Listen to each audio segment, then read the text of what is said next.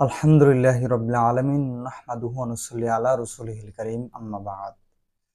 আজকে আলোচনা করব যারা স্ত্রীকে সম্পূর্ণ তৃপ্তি দিতে পারেন না এবং সহবাসে যারা অক্ষম, সহবাসে যারা কম সময় পান, সহবাসে যাদের দুর্বলতা, তাদের জন্য আজকের এই ভিডিওটি। ভিডিওটি খুবই সংক্ষেপ করব ইনশাআল্লাহ। সকলেই যাদের এই ভিডিওটা তারাই দেখবেন যারা স্ত্রীকে পরিপূর্ণ তৃপ্তি দিতে পারেন না, যারা একদম অক্ষম, যারা হস্তমৈথুন এবং পর্নোগ্রাফি দেখে দেখে নিজের জীবনকে শেষ করে দিয়েছেন, তারাই শুধু আমার এই ভিডিওটি সম্পূর্ণ দেখবেন। আজকে এমন কিছু কৌশল আমল বলে দিব, বিনে টাকায়, কোনো টাকা পয়সা লাগবে না। কিছু আমল করলে, আমার এই ভিডিওটি সম্পূর্ণ দেখলে এবং ভিডিওর কথা মতো, আমি কে সেটা বড় কথা নয়, আমি যেই কথাগুলো বলবো সেই কথা অনুযায়ী যদি আপনি আমল করতে পারেন, ইনশাআল্লাহ আপনি সফল হবেন। এখন আসে, যৌন দুর্বলতা কেন হয়? যৌন দুর্বলতার প্রধান দুইটি কারণ। একটি হচ্ছে, এটা একটি রোগ, যারা শুরু থেকেই জীবনে কোনোদিন পাপ কাজ করেন নাই, কিন্তু এই সমস্যায় যারা ভুক্তভোগী, এরা হচ্ছে এক শ্রেণী। আর এক শ্রেণী হচ্ছে যারা এক সময় সক্ষম ছিলেন, যারা এক সময় সম্পূর্ণ সময় পেতেন, তারা পর্নোগ্রাফি দেখে হস্তমৈথুন করে এবং আরো আজে বাজে কাজ করে যারা নিজের জীবনকে শেষ করে দিয়েছেন। এখন শুধু হতাশা হতাশা হতাশা, এই দুইটি কারণ। এখন আজকের আলোচনা করব যারা এই পাপ কাজ করে নিজের জীবনকে শেষ করে দিয়েছেন, তাদের জন্য মূল আলোচনা থাকবে। আর প্রথম যে যারা জন্মগতভাবেই, মানে যারা শুরু থেকেই কোনো পাপ কাজ করেন নাই, তাদের জন্য কিছু কথা বলবো ইনশাআল্লাহ। এখন এই যৌন দুর্বলতা কেন হয়?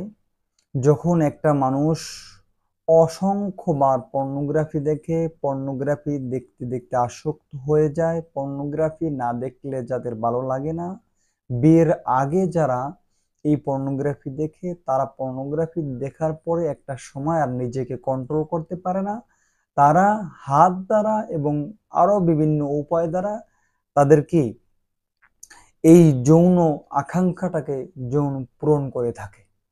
এদের জন্যই বেশিরভাগ এই সমস্যাটা হয়ে থাকে। বিয়ের পরে তারা স্ত্রীকে সম্পূর্ণ সময় দিতে পারেন না।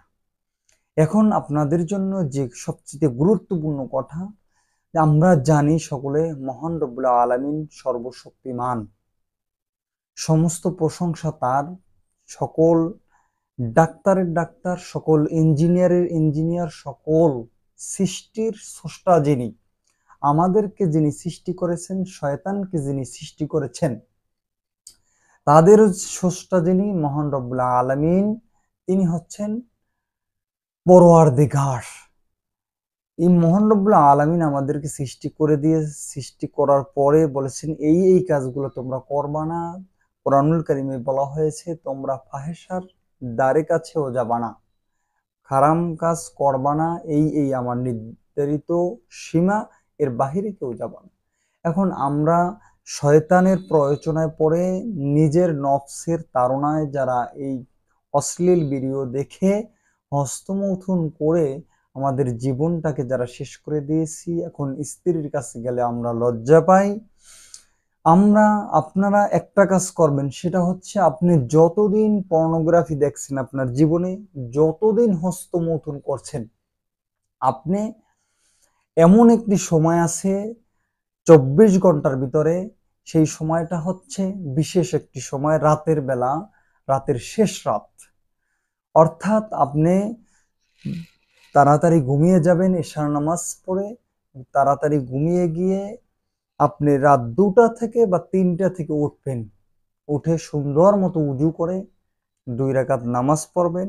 2 রাকাত নামাজ পড়ে তাওবা করবেন যে আল্লাহ, আমি জীবনে আর কোনো অশ্লীল হারাম পাপ কাজ করব না, এটা আপনার কাছে ওয়াদা করলাম। আমি যেই পাপ কাজ করতে গিয়ে আমার জীবনকে ধ্বংস করে দিয়েছি, এই পাপ কাজ করতে করতে যে আমাকে যে নষ্ট করে ফেলেছি, আমার পুরুষত্ব নষ্ট করে ফেলেছি, আপনি দয়া করে মায়া করে আপনি এই আমাকে সুস্থতা দান করেন। আপনি যতদিন পর্নোগ্রাফি দেখছেন, যতদিন আপনি হস্তমৈথুন করছেন, ঠিক ততদিনই আপনি এই তাহাজ্জুদের নামাজটা পড়বেন। তাহাজ্জুদের নামাজটা পড়বেন আর আল্লাহ রাব্বুল আলামিনের কাছে বলবেন। দেখেন, আপনি হাজার হাজার টাকা, অনেকে লক্ষ লক্ষ টাকা খরচ করে ঔষধ খায়, কিন্তু নামাজ রোজা করে না, আল্লাহর কাছে বলে না, ও আল্লাহ আপনি আমাকে সুস্থ করে দেন, বলে না। আপনি খেয়াল করে দেখবেন, বলে না। তারা ঔষধের উপরে বিশ্বাস রাখছে, ঔষধের উপরে নির্ভর করে। ঔষধ ঠিকই খালি পেটে খায়, খাবারের আধা ঘন্টা আগে খায়, ঘুমানোর আগে খায়, এরকমের। এই দেখেন, যাদের ডায়াবেটিস হয় তারা কিন্তু সকালবেলা উঠে ডাক্তারের মতো দৌড়ায়, অথচ কোরআন সুন্নাহ অনুযায়ী চললে ডায়াবেটিস হইতো না আমাদের, গ্যাস্ট্রিক হইতো না আমাদের। এগুলো নিয়ে পরে আলোচনা করবো ইনশাল্লাহ। তো আমরা এই ডাক্তারে মিষ্টি খাবেন না, ওই মুরগি খাবেন না, হাঁস খাবেন না, গরু খাবেন না, ওইটা খাবেন না, ভেন্ডি খাবেন না, এই মিলিয়ে জিলিয়ে ডাক্তারের সম্পূর্ণ কথাগুলো আমরা শুনি, কিন্তু আল্লাহ রাব্বুল আলামিনের হালাল হারামের বিষয়টা আমরা শুনি না। সুতরাং আপনাদের সকলের একটাই কাজ, সেটা হচ্ছে তাহাজ্জুদের জায়নামাজে 5 ওয়াক্ত নামাজ তো পড়বেনই, হালাল হারাম তো বেঁচে চলবেনই। তাহাজ্জুদে সময় দেন, তাহাজ্জুদের জায়নামাজের সময় দেন, ইনশাআল্লাহ আপনার জীবনে যা কিছু লাগে সবকিছু আল্লাহ তাআলা দিয়ে দেবে, সবকিছু আল্লাহ তাআলা দিয়ে দেবে। আল্লাহর উপর বিশ্বাস রাখেন, ইনশাআল্লাহ।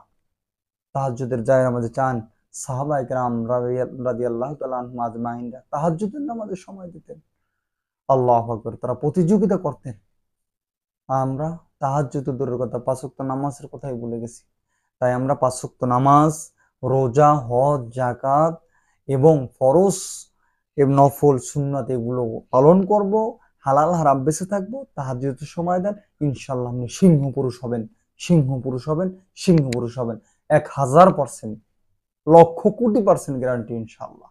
কারণ আল্লাহ সত্য, আল্লাহ তওবা করলে কবুল করে, তাও সত্য। আল্লাহ বলছেন যে 2টার সময় তওবা কবুল হয় না, সেটা হচ্ছে একটা পশ্চিম দিক থেকে সূর্য উঠবে আর মৃত্যুর গড়গড়া, এর আগে যত তওবা করা হবে আল্লাহ তাআলা কবুল করবেন।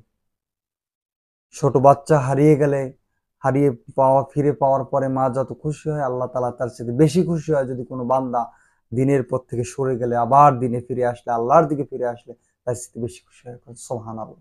তাই একটি আমল করবেন, তাহাজ্জুদের জায়নামাজের সময় দেন, তাহাজ্জুদের জায়নামাজের সময় দেন, তাহাজ্জুদের জায়নামাজের সময় দেন। আসসালামু আলাইকুম ওয়া রাহমাতুল্লাহি ওয়া বারাকাতুহু।